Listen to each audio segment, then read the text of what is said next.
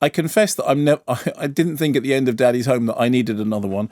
In the first film, Will Ferrell and Marky Mark play Entourage play two chalk and cheese men who have to learn to co-parent as stepdads and biological dads, and the movie apparently did well enough to warrant a sequel. John Lithgow came on the show last week and was, I have to say, just charm personified, wasn't he? I mean, I wasn't even there at the interview, but he was lovely to listen to. And he said, the creators really wanted to know more about these dads. No, that's not what they wanted. They wanted to bring some more money out of this particular franchise, and therefore they looked at the sort of, the meet the parents, meet the Fockers route of let's just bring in some more relatives played by famous people. In this case, Lithgow as Ferrell's overly friendly, talkative, touchy-feely, jumper-wearing dad. Pops, I think he's called. Yes. And Mel Gibson as Marky Mark's alpha male, ultra gruff He-Man type. I could use the characters' names, but frankly, it seems superfluous because essentially the characters seem to be playing themselves. Anyway, when it's announced that Mel Gibson is going to be coming to stay, Marky Mark thinks this is a very bad move because he and his dad didn't have the bestest relationship. Will Ferrell, however, tells him that he has to overcome his inner fear. Here's a clip. Dusty, come on. He's gonna ruin Christmas, Brad, I'm telling you. Look, I hate to hit you with the tough love, but the only person who can ruin your Christmas is looking back at you from that mirror. All I see is you, Brad. Oh. Okay, well, sorry, here. There we go. Still you, Brad. Is it? Yeah, it's still you. Oh, okay, well, look, I'm looking at you, so I meant you. Well, I'm looking at you, so I see you. Forget the mirror. You're the only one who can ruin your Christmas. Don't look at the mirror. I'm still looking at you if I look in the mirror. Don't worry about the mirror. That was bad. Forget the mirror exists. Okay. Let's just focus on those kids and giving them a better childhood than you had. You're right. Yeah? It's about them. Exactly. It's about giving them a better Christmas. There you go. Yeah, and then we jam that amazing Christmas right in his... Yes, we do. Wait, whoa, no. Oh, look, extra birdsong there. Yeah, birdsong actually made it into a clip, so that's becoming a thing now. Okay, so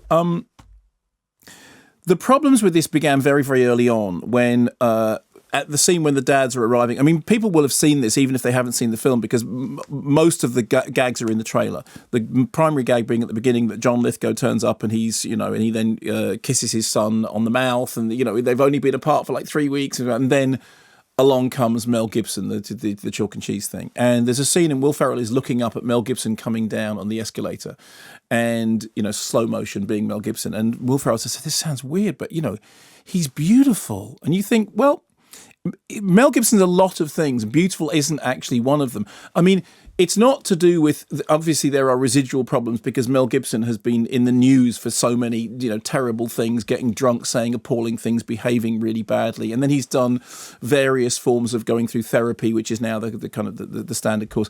And in fact, there is a film that came out a couple of months ago called Bloodfather, in which I actually sort of really enjoyed it, in which I thought that Mel Gibson did a very good sort of parody playing with those ideas of what kind of person he is and having a fair sort of amount of self-awareness about his public persona. In the case of this, as he comes down the thing, firstly, he's not beautiful. He's rugged and grey and all the rest of it. Beautiful isn't the right word. Secondly, the very first thing we find out about him is that he's an incredible overachiever, including, unless I got this wrong, he's been in space, right?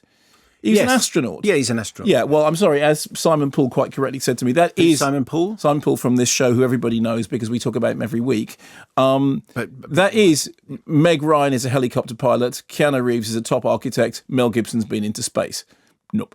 Okay, so... I don't think oh, come on. Nothing about the character that he's playing suggests that he was an astronaut. Well, he's an old astronaut. No. He's a faded astronaut.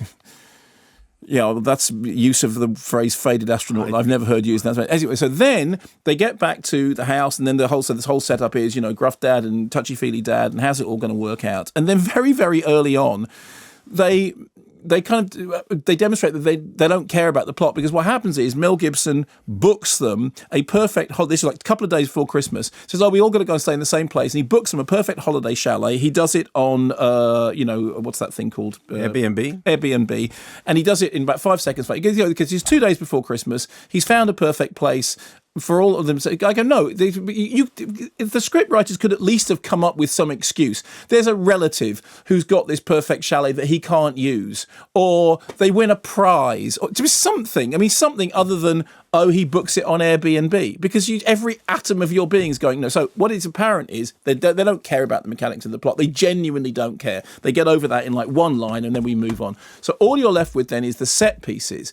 And the set pieces, as you discussed with John Lithgow in the thing, the set pieces include things like a sequence in which we have an entire comedy routine dedicated to Mel Gibson getting one of the kids to like the idea of guns, and then learning how to use a gun, and then accidentally shooting somebody before turning on turkeys, which, even as it is an overextended and not very funny gag that's particularly unfortunate. You know, I can't imagine a circumstance in which that gag would have worked very well.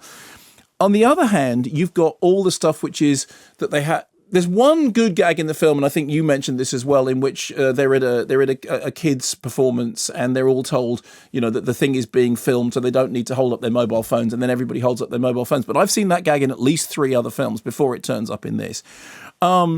I read an interview or a piece recently, and so Mark Wahlberg said, and he might have been joking, but he said that there are things in his back catalogue that he'd like to ask for forgiveness for, and one of them was Boogie Nights. And I thought, and the man who brought you Entourage. You made and you made Daddy's Home too. That's the. I thought it. I mean, you said that it passed the 6 laughs test. And yes. I think that's. That's much more charitable than I found. I thought it was a real turgid plod and not funny. A really sort of in terms of just the plot mechanics, just so careless and not enough chemistry between the central characters. Funnily enough, I was thinking of Meet the Fockers and thinking, actually, that did work. That did somehow play the thing out further than you could expect.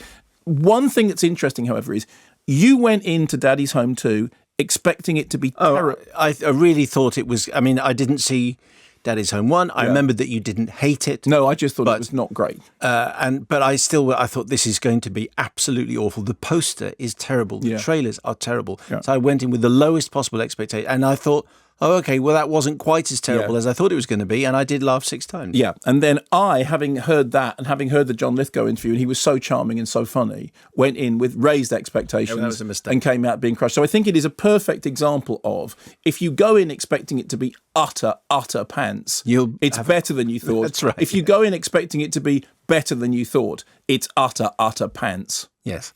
So it depends on what you bring to the table then. Yes, although I think no matter what you bring to the table, it's still a very low table.